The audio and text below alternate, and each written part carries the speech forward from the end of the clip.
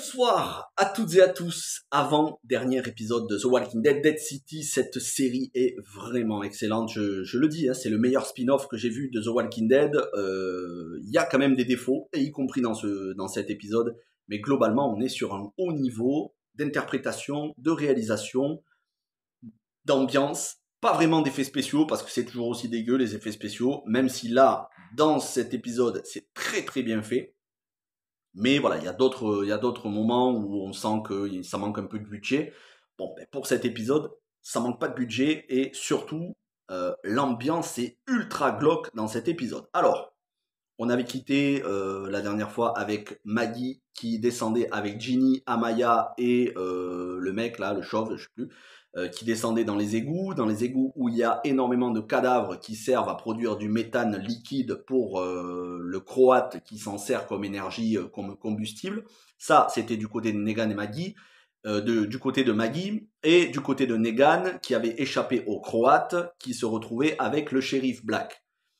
Dans cet épisode, le shérif Black, même si au début il va pas trop faire confiance à Negan, il va finir par se raviser en voyant que Negan, il veut l'aider. Il lui rend pas la tâche facile, hein, le shérif. Il lui met des bâtons dans les roues. Negan, à un moment donné, il essaye de le semer. Mais voilà, Negan étant devenu quelqu'un de bien, on peut dire, il l'aide plus qu'autre chose. Et ce shérif s'en aperçoit, donc ils font équipe, il lui rend service, il le protège parce que le Black, le shérif, il est blessé. Et au niveau du croate, on en apprend plus, on apprend qu'il travaille pour une femme qui a son repère, son QG dans une espèce d'opéra, de salle de théâtre. Et vraiment, le croate, il lui est soumis. C'est clairement un de ses lieutenants. Donc en fait, c'est pas le vrai méchant de la série, le vrai boss de la série, c'est cette femme dont on ne sait rien du tout, qui apparemment elle aussi connaît Negan. En tout cas, elle en connaît beaucoup sur Negan. Et c'est apparemment elle qui aurait envoyé le Croate sur le continent pour faire en sorte de capturer Herschel pour demander à Maggie d'envoyer Negan sur l'île de Manhattan en échange de Herschel. Puisque dans un flashback, on a le Croate qui capture Herschel et qui donne un portrait de Negan à Maggie en lui disant « Si tu veux revoir ton fils, on veut cet homme ». Donc on comprend mieux maintenant pourquoi elle a besoin de Negan en réalité. Dès le début, c'est parce qu'on lui a proposé un échange entre Negan et son fils.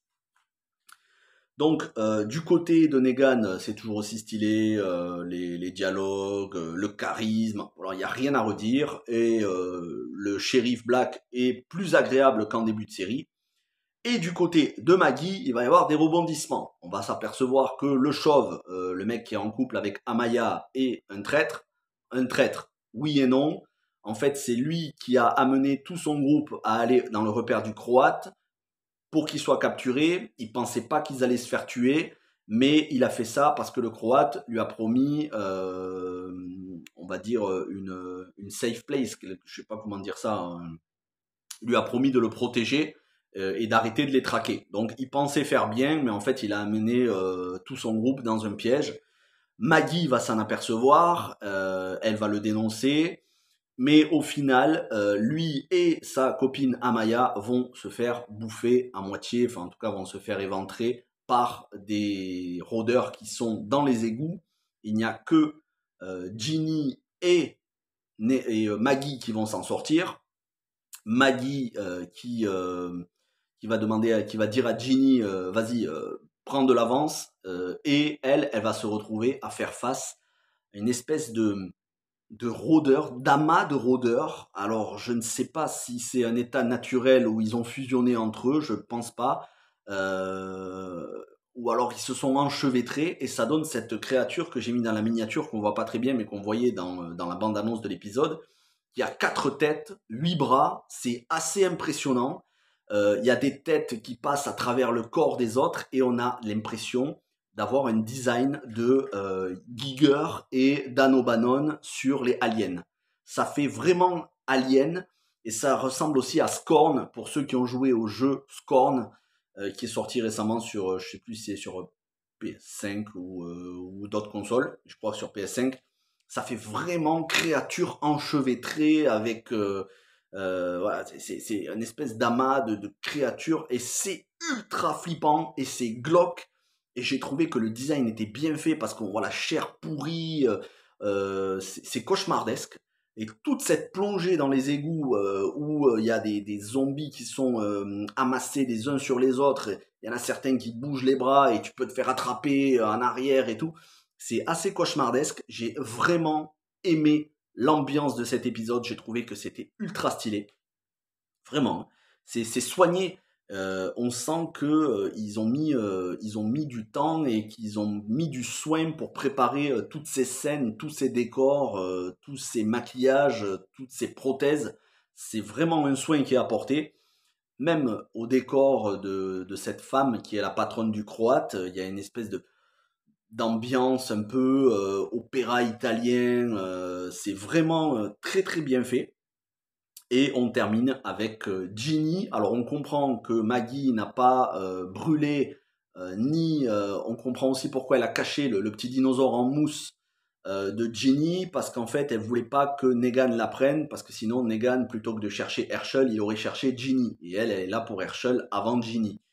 Ginny ne fait quand même pas confiance totalement à Maggie et elle sort de l'égout. Elle avait gardé un pistolet à, comment on appelle ça, où tu lances une fusée d'alerte, voilà, et elle tire cette fusée d'alerte. Maggie sort des égouts à ce moment-là. Negan est dans un bus avec le shérif Black et tout le monde voit cette fusée d'alerte. Alors on imagine que le Croate va le voir aussi. Euh, le dernier épisode, c'est la semaine prochaine. Donc il va falloir retrouver Herschel, il va falloir retrouver Ginny. Est-ce que Negan voudra continuer d'aller au bout de la mission?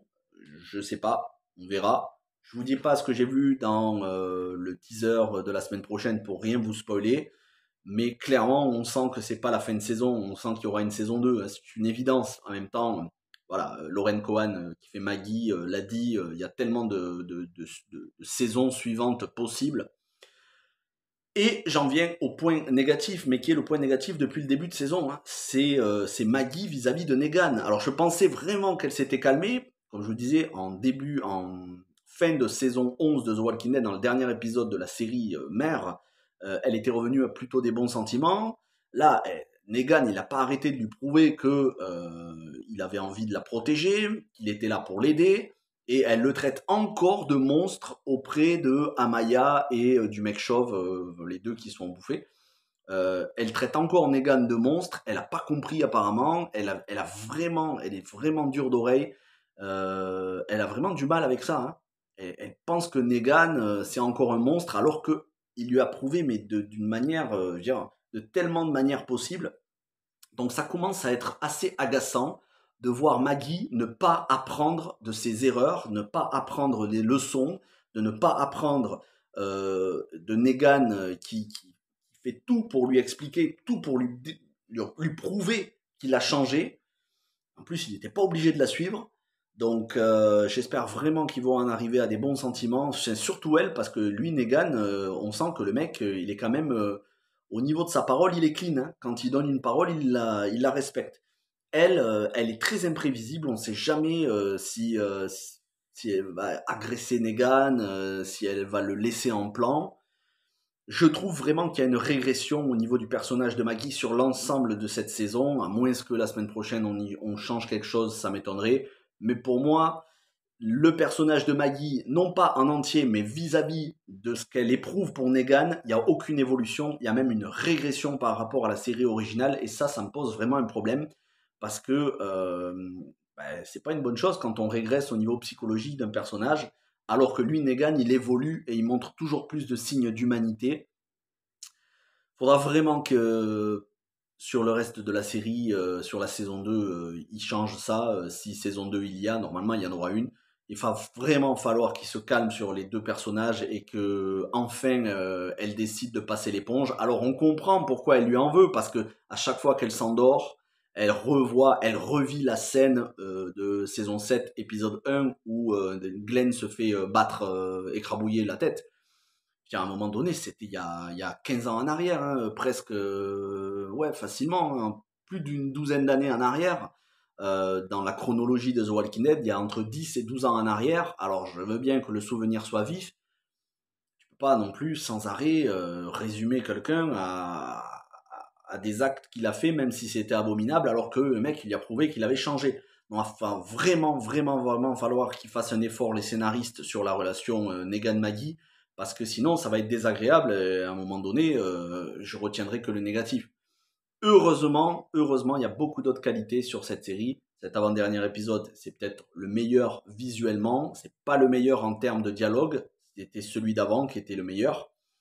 J'attends la fin de saison pour me faire un avis complet. Globalement, ça reste quand même le meilleur spin-off. Je vous le dis, pour moi, c'est le meilleur spin-off. On est très très très loin devant Fear the Walking Dead. World Beyond, j'ai beaucoup aimé, mais il y avait quand même beaucoup de défauts. Espérons que Daryl Dixon, le prochain spin-off qui arrivera à la rentrée, soit meilleur. Et pour ce qui est de celui sur Rick et Michonne, je ne doute absolument pas qu'il sera excellent. De toute façon, à partir du moment où il y a Rick, Andrew Lincoln, c'est le top du top. Voilà, merci d'avoir regardé cet épisode. N'hésitez pas à me dire ce que vous en avez pensé. Vous pouvez ne pas être d'accord avec moi. Ça va pas me faire changer d'avis. Je vous le dis clairement, Maggie m'énerve. Mais ça reste quand même un très bon spin-off. Voilà. Portez-vous bien, passez une bonne semaine et ciao tout le monde.